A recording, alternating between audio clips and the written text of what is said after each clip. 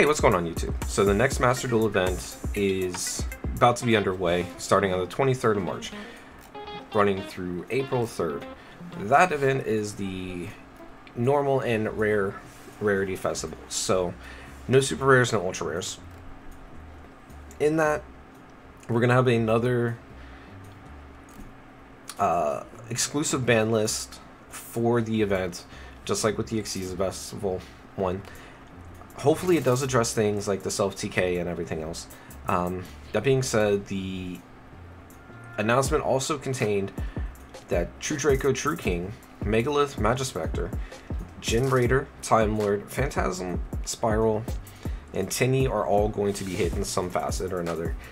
That's probably honestly a good idea, just because a lot of these are very low to the ground rarity, especially Tinny, as an example that I can give.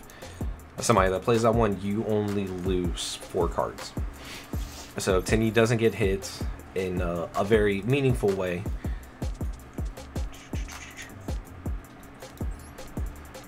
like I said, if it doesn't get hit in a very meaningful way, the only thing you really lose is the ability to play Unexpected Die, the Vessel of the Dragon Cycle, Shaman, the Synchro, whose name I'm blanking on, and just some other links. You still have Monk and Berserker that you'll have access to. Now, as I click randomly, the decks that I think are going to have strong chances in this, or at least decent chances, just to have something fun and that will have a win con. Some honorable mentions being the Battle Wasp Archetype, because all you lose access to in this event is going to be Hamon the Conquering Bow and Ballista the Armageddon. You have the access to the entire core of the main deck monsters and spells. You have access to Halberd, but you still have access to Azusa, and she's really good. Then you also have generic cards like Insect Imitation and even Danger Mothman for extenders and different things that you can use. The next one for honorable mentions being the Mech Knights. You do lose some very important cards like Morning Sun, Spectrum Supreme, Blue Sky, and Purple Nightfall. But if you wanted to play a slower, grindy, stally deck using the other main deck Mech Knights on top of their various spells and traps that let you lock out different zones, it's a good option. Ones that I'm not super familiar with, but upon looking at different archetypes and seeing that they were very low to the ground with what they would be getting hit by, was the Death Squad, since you only lose base, jets, O2, and O9. I'm not super familiar with the deck, but if it's one that can be done, it can be done, seeing as you do still have that core. Kaiju, because all you lose is Kamungus, Dogaran, Gamma Seal, Slumber, and the anti-Kaiju Thunder Mech. So you still got your Searching Field spell, you still got different things you can do, you've still got access to the rest of the Kaijus. So even if it just ends up being a very good package to run with things.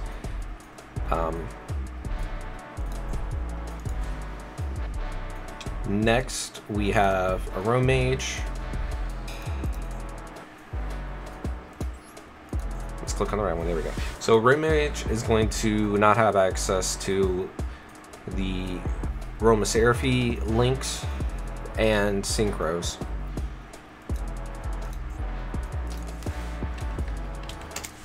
This would be easier to do for this one.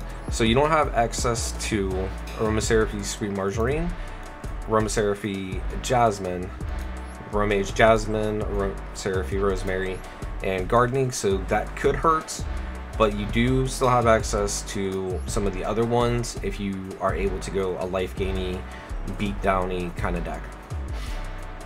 Then we got Rocket. Oh, I should probably just do these in order. There we go. So we got Dynamos. Dynamos only loses Rex and Howling.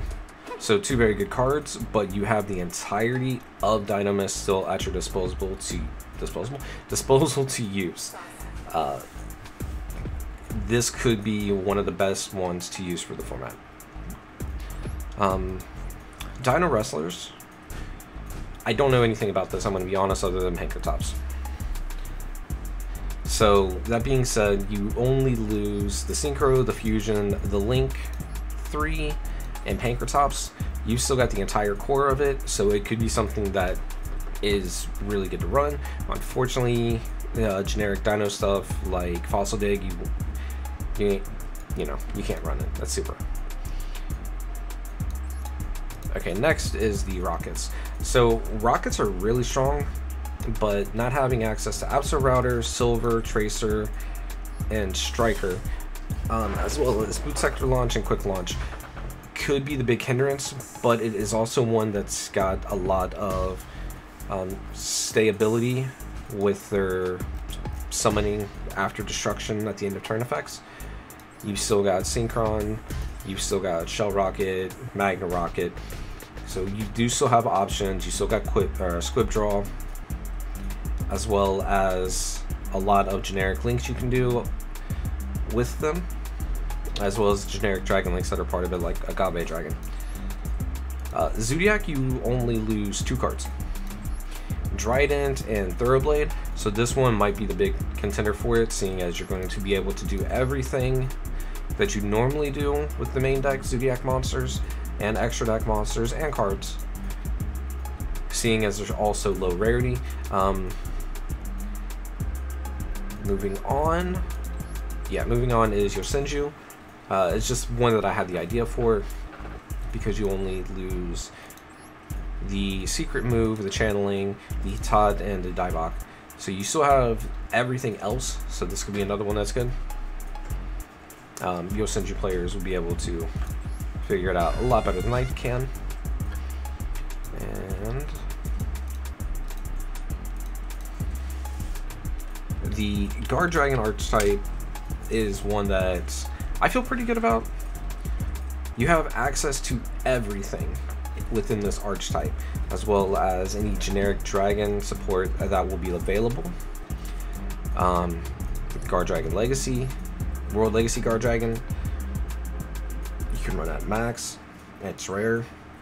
You've got the field spell, you've got the different dragons, including the World Chalice Guard Dragon, which is probably one of the few hand traps that you could actually run in this format,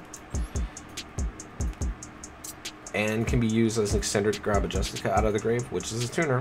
So you have generic dragon support, you have a tuner, you have different things you can run. But yeah, those are my thoughts on the event. It's going to start next week, so hopefully it's going to be fun to play. Hopefully there's no self-TK, and if you want to come and view it, hang out, chat, play some games, link in the description. Gintaxis on Twitch. Anyways, take care.